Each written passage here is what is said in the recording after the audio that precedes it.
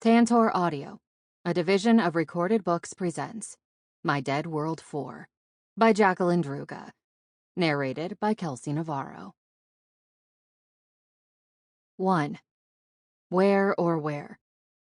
Nila, July 14th.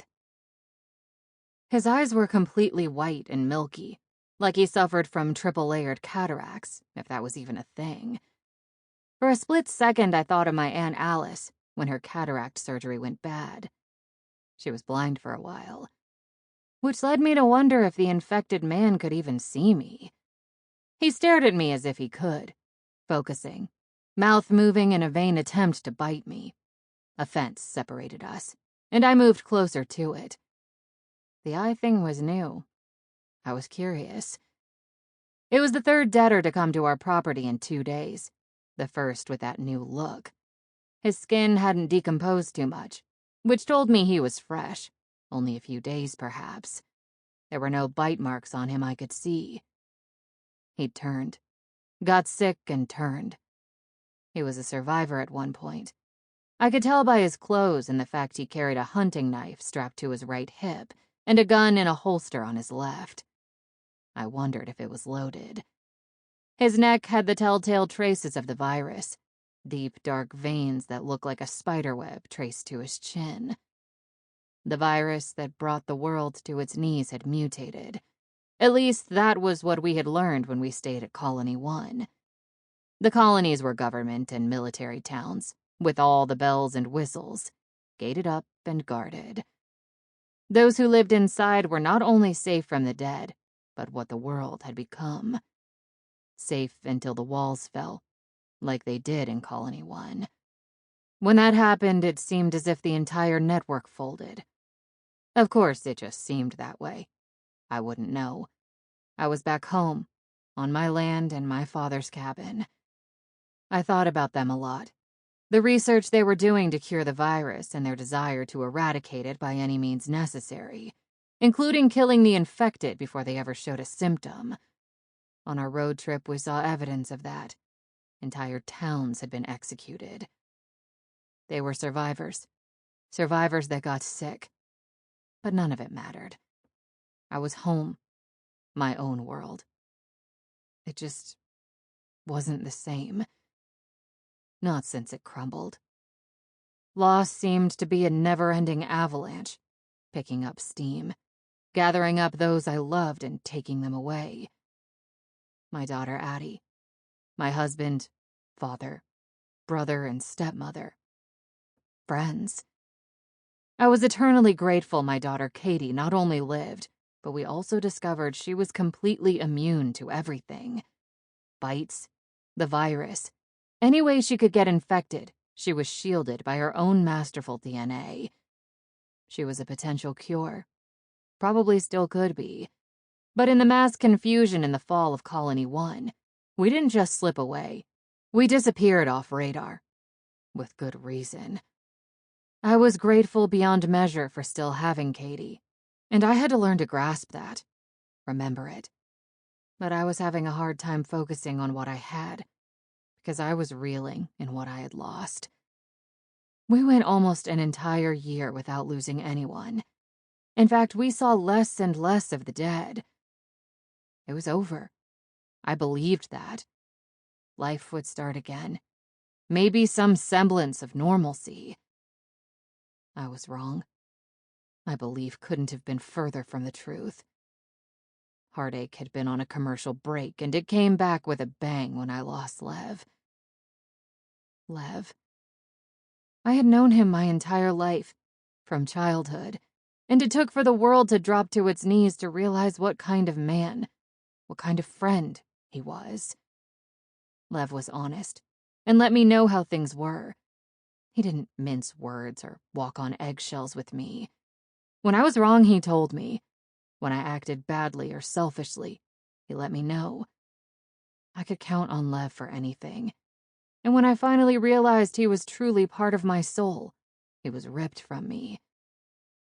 My bravery in handling his death was a facade as weak as the walls that surrounded Colony 1.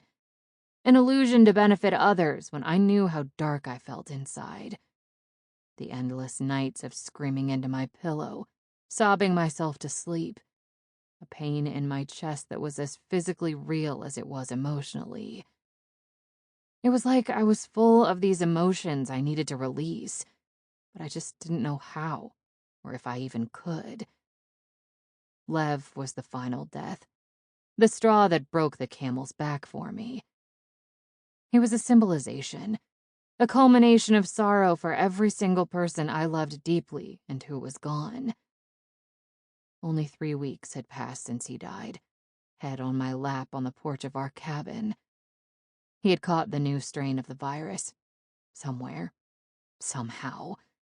We didn't know because there was still a lot to learn about it. He decided to self-medicate and pass rather than chance dying and turning. A noble way to go.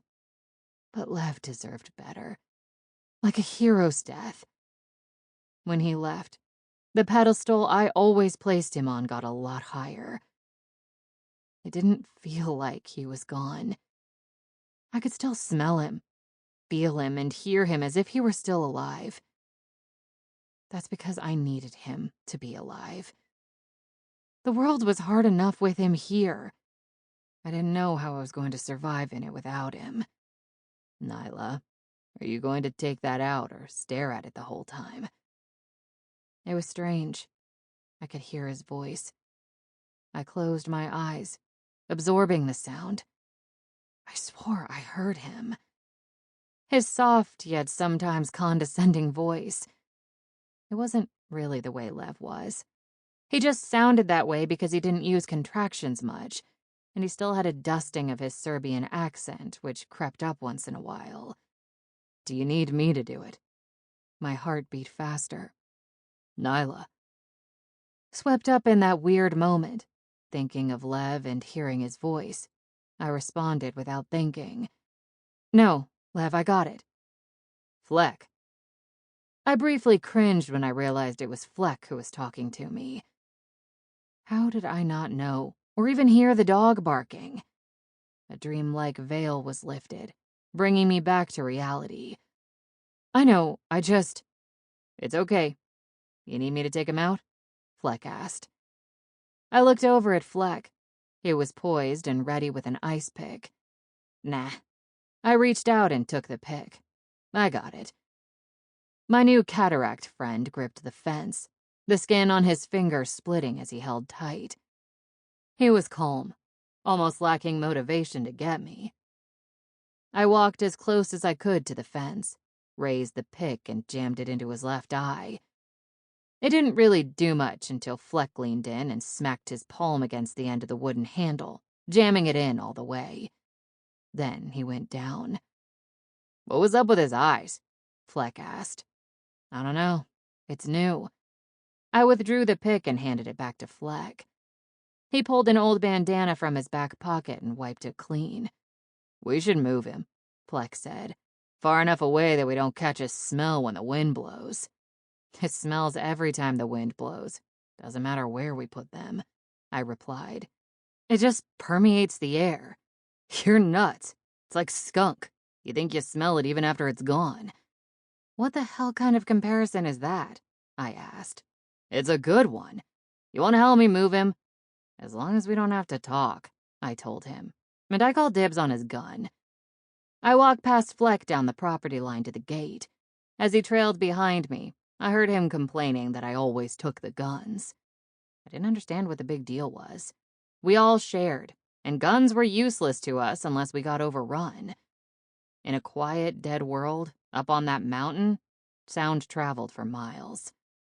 As we learned a long time before, a single weapon fired was like ringing the dinner bell. They found us with little problem as it was, so we didn't need to make it any easier for the dead, or whoever else happened to be out there lurking. 2. Tune out. What's wrong with her hand? I asked the second I stepped back into the cabin. Ben sat at the kitchen table with my daughter Katie. His glasses rested slightly downward on his nose as he examined Katie's hand like a palm reader. She's got a splinter. A doozy of a splinter, if I may say, Ben replied. How did she do that? How does any child get the strange injuries they do?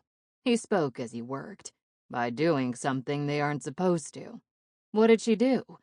What does it matter? Ben glanced up briefly, then back down to her hand. Almost there. Katie giggled. There was a piece of wood sticking out of the cabinet under the sink, she said. I pulled it out and thought it was smooth. When I rubbed it, it wasn't. Next time you'll learn, I said. I could smell something cooking in the kitchen. There was a kettle on the wood-burning stove. A substance was brewing, causing steam to rise and whip out a pleasant aroma. A welcoming smell after moving Cataract Man. The smell of food caused me to realize I was hungry. I wondered who was cooking. It was probably Meg making dinner, though I didn't see her. She was a newcomer to our group. She had only joined us a few weeks earlier. A survivor from Colony 1. The cabin seemed so empty and quiet. It wasn't, though. Ben and Katie were seated at the big old wood kitchen table. Even Fleck barely took up any room. There were 3 other children with us. A baby, Sawyer, and Meg's daughter, Mara. Bella probably had the baby in the back bedroom, and the others were likely to be outside. There'd been a time, just over a year earlier, when there were so many people on the property. Not only my father and stepmother and children, but Lev, his father, and other people from Big Bear Campsite. We hunkered down there, waiting it out. Slowly, one by one, they all died. Ben's son was with us back then as well. Cade. That was how we'd met Ben. He came looking for his son, following a message Cade wrote on a survivor wall when he went out looking for his father. Cade never made it. We were lucky to have Ben. He wasn't just some youthful grandfatherly type picking out a splinter. He was a surgeon. Albeit a plastic surgeon, but a doctor nonetheless. I heard he was an orthopedic surgeon or something before that. I never asked why he switched. He was a good, skilled doctor. There, out, Ben announced, then lifted the tweezers. Look at this. It's pretty big. I'm bleeding, Katie said. I see that. Ben winked. We'll take care of it. He dabbed it with gauze, then slowly shifted his eyes to me. We need antibiotics. We don't have any. Unfortunately, Ben replied. The last time we were here, before we left, Lev wiped us out. You went and got more, but he used most of them. On our trip back here, we weren't packing a lot of medical supplies. She needs them? I asked. Not that I'm questioning your judgment, but does she need them now? I have enough for today, but I'll have to go tomorrow. We'll go, Fleck called from the living room. We need a supply run anyhow. We planted late and we don't even know if they'll take. Then we go tomorrow, I said. Ben, you just tell us what we need. Don't I always? I smiled. Yes, you do. I was just grateful that for the time being, the world was our own shopping mall. We had every big store imaginable within a 15-mile radius. There was enough out there remaining on the shelves that could last us a while. There were more dead than living now, and they didn't need canned peaches. I watched as Ben bandaged my daughter's hand. It was hot in the cabin, even with the windows open.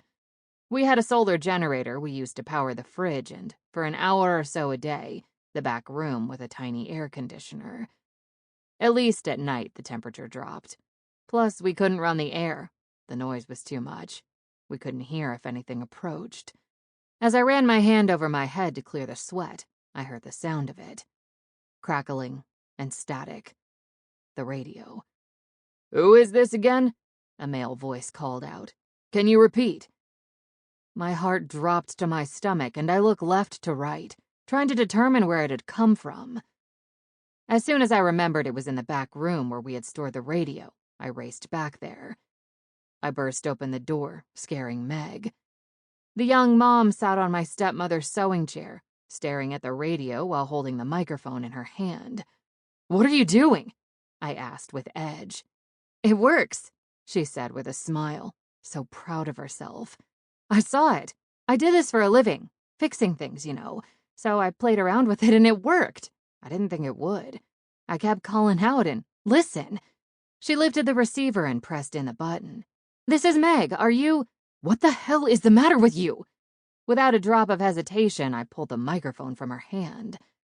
Meg seemed shocked, hurt, looking at me so confused. What? Why? There's a reason this radio was off. We don't call out. Ever. I shut the radio down with a hard smack with my hand, because we can't take a chance on who will respond. 3. At the end. Colonist Sean Marshall, July 15th, Burlington, Vermont. The tiny hand poked out of the rubble. It was the last straw. The dainty fingers with chipped pink nail polish wiggled and grabbed the air. The reasonable man in me knew the child was not alive, not in the conventional sense. But a part of me feared she had been trapped in the rubble for 3 weeks, suffering and alone. Knowing not much covered the child in the way of debris, I lifted the wood planks and bricks until I exposed her face and upper torso. Immediately, the little girl tried to lift up. Her arm swung wildly at me as she snarled and snapped her jaw. I can't. My throat was thick and the words barely came out. I coughed to clear my throat and raised my voice a little louder to be heard by my team. Guys, I can't. I just can't. It was at that moment I knew I was done. I would finish my work there at the former site of Colony 1. The people that had lived there were my family and friends. For them, and out of respect, I had to finish. We were nearly done, as was my short tenure as a captain for the colonist division. Cap, one of my crew approached me. You all right? No, actually I'm not. I don't know how you guys keep doing it. Self-medication, he said. Don't worry, we got this. He placed a hand on my shoulder and I turned after nodding a thank you. No sooner did I turn, I heard a single gunshot. It went right through me. Was that what it took to perform such a hard task? Self-medicate? Be numb to it all? I didn't want to be numb to it all. Feeling it was what kept me human. It was a child, one probably no older than 5 or 6. I knew the virus wasn't kind to the world, no matter who you were or how old. But we at the colony were supposed to protect those who came into our fold. Somehow we'd failed. I'd failed as a leader. Who was I kidding? I wasn't a leader. I wasn't even in the military. I had been a police officer in a small town. I was the cop known for giving out ridiculous amounts of traffic citations. When the virus hit my town, I couldn't stay. I moved on. We tried everything we could to hold our ground, but it had been useless. Some remained. I left. I wore my father's heavy green canvas jacket to protect my arms, and thick blue jeans and boots so one of the crawlers didn't grab hold and bite. They don't rip through jeans. Their teeth aren't sharp enough. It wasn't a foolproof defense, though. I was happy on my own, walking place to place, everything I needed on my back. The world was full of supplies. There was no need to starve, not this early in the apocalypse. It was never my intention to join up with a group. But I happened upon a group of colony soldiers in trouble, so I lent a hand, and the rest was history. I did like what the colony was doing. It was bringing back life. A person can survive, but living was vital. Living wasn't running every day of your life. There were entire families who'd survived and were looking for a cure or antidote. We were working on the cure here day and night. They were close. And just like with Colony 1, the chance for that cure slipped through their fingers. More than I was willing to admit, I played a role in that. I helped the key to their cure escape Colony 1 when it was overrun by infection and the dead. It wasn't my intention to let the potential cure slip from our grasp. A cure which lies in the blood of a 5-year-old. I only wanted to make sure she lived. I would never have thought, with her mother knowing how vital she was to the human existence, she would leave the evacuation center. Where they went, if they survived, I didn't know. There were rumors when the wall went down they had arrived in Cobb Corner, but in the short time I'd gotten to know the mother, Nila, it would have been closer and easier for her to go home to Pennsylvania, back to a place she said was safe, rather than pass it and go all the way south. We had successfully evacuated a little over 4,000 out of the 8,000 in Colony 1. An impressive feat in such a short period of time. Things were hectic. We were trying to keep those who were in the early stages of infection from leaving, but also battling the dead and those who had recently turned. We had to seal the area off. That meant detonating the preset explosives. Since it had happened 25 days earlier, my team and I had been uncovering and accounting for the lost, living out of a campsite where the old school used to be. As far as numbers went, we were close enough to stop. Not to mention, ready to stop. We were near the point of calling it a day. Light was burning, and it was only a matter of an hour or so before it got dark. I had a feeling, with so very few unaccounted for, we were going to be pulled. Wrap it up and move on. That feeling was confirmed when I heard the helicopter approaching. I looked to the sky to see which direction it was coming from, and I watched it appear.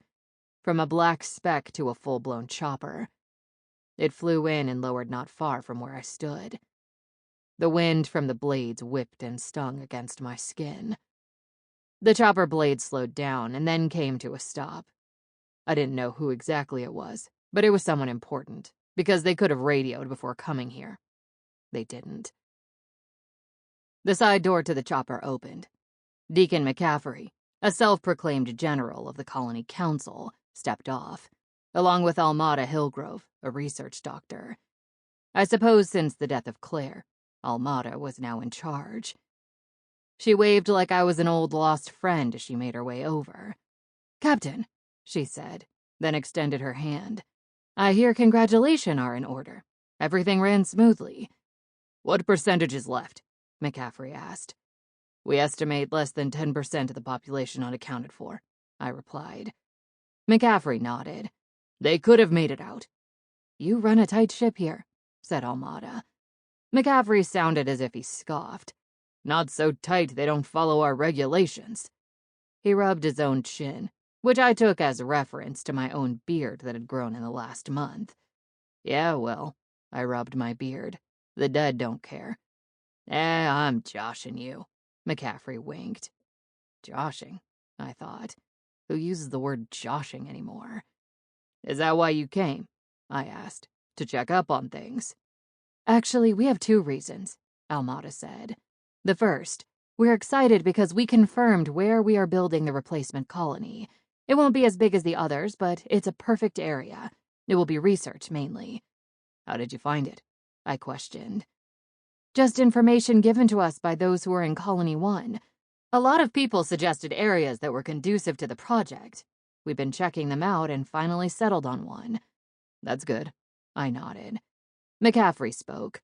"We think we're finished here, and we'd like you and your team to be boots on the ground at the site first. Help clear it of any dead that remain and protect the building crews." "I'm sure my crew will be happy," I replied. "And the other thing?" "I'm sorry, what?" McCaffrey asked. "The other thing," I repeated. "You said there were 2 reasons." "That's right, Doctor." He looked at Almada. Sean, you spent more time than anyone with Nila Carter when they were in Colony 1. You brought her on your team." "I guess." "In fact," Almada continued, "it was you who said you didn't think that was her and her group that went to Cobb Corner, even though our soldiers said it was." "It wasn't. Cobb Corner confirmed it," I said. "You were right. This is why we are coming to you now. For your help. We need the little girl. We have not found another like her." "That's because Canada was shooting anyone bitten. People are a little, for a lack of better word, gun-shy," I replied. "I don't know what you want me to do. We don't know if they're alive." "We think they might be. Can we go somewhere quiet?" It was a strange request, but one I agreed to, and I led her and McCaffrey to my tent. "What's going on?" I asked once inside. "Do you know where Nila is from?" Almada asked. "Her intake says southern Pennsylvania." "I guess. She mentioned a little of her life when we were out. Not much.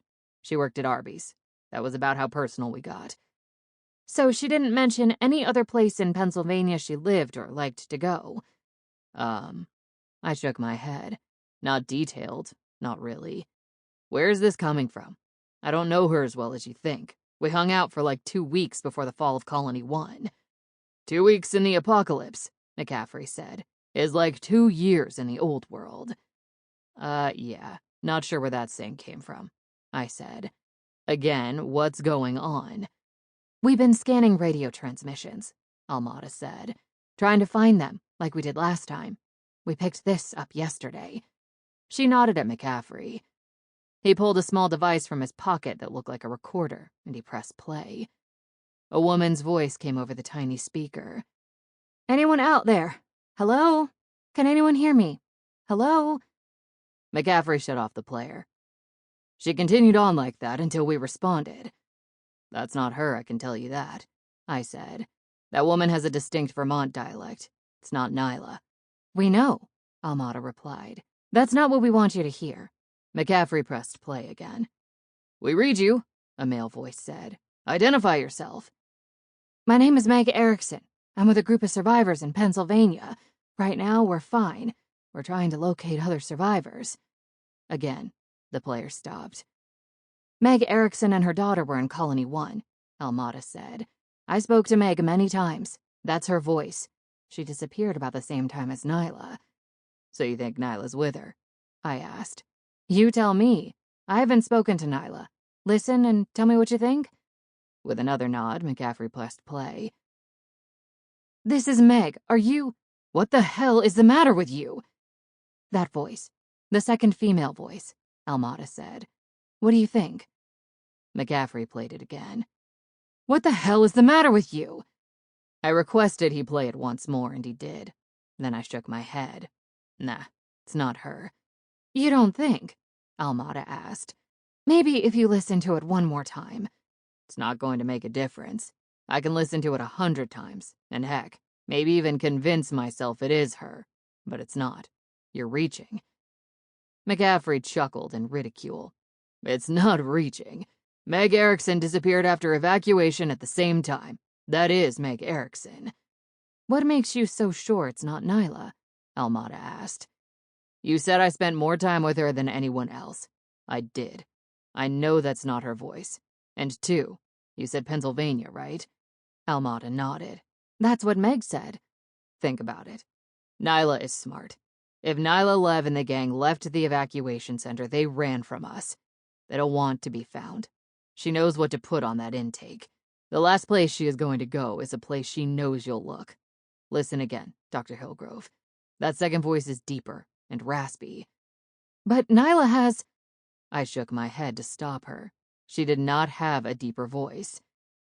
Maybe she's just tired, McCaffrey suggested. It's not her. I'm sorry, it's not. Even if it was, I don't know where she would be.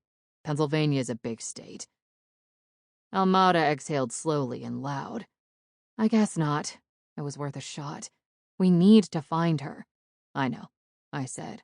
I'm sorry. We'll let you be, Almada said. We're going to camp here tonight and help close up tomorrow. Thank you, I replied. McCaffrey stepped to me. We plan to leave in the late afternoon. Give you a chance to... He rubbed his own chin. Before you and your team go. Yes, sir, I replied. They walked from my tent, leaving me alone.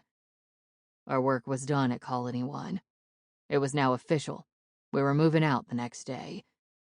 Unlike everyone else, I wasn't shaving, nor was I heading to the new colony site.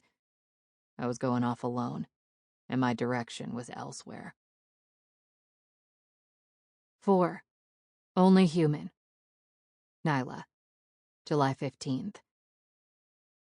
It was beautiful, and I recognized it right away. I couldn't help myself when I saw it. I stood a good distance from it, arms folded. Fleck and I had gone to Butler to get more antibiotics and medical supplies for Ben. It wasn't the first time I had been down that way off the mountain, or on hospital grounds, but it was the first time I had seen it. Did it just arrive? Somehow I would have thought I would have noticed the large RV in pristine condition. It was parked at the end of the congested traffic that surrounded the hospital property. Nila, Fleck called my name. That is not antibiotics. No, it's not. This wasn't here before. Yeah, it was. No, it wasn't. Nila, it was here before we even went to Florida. I recognized that blood smear on the side window. Sample complete. Ready to continue?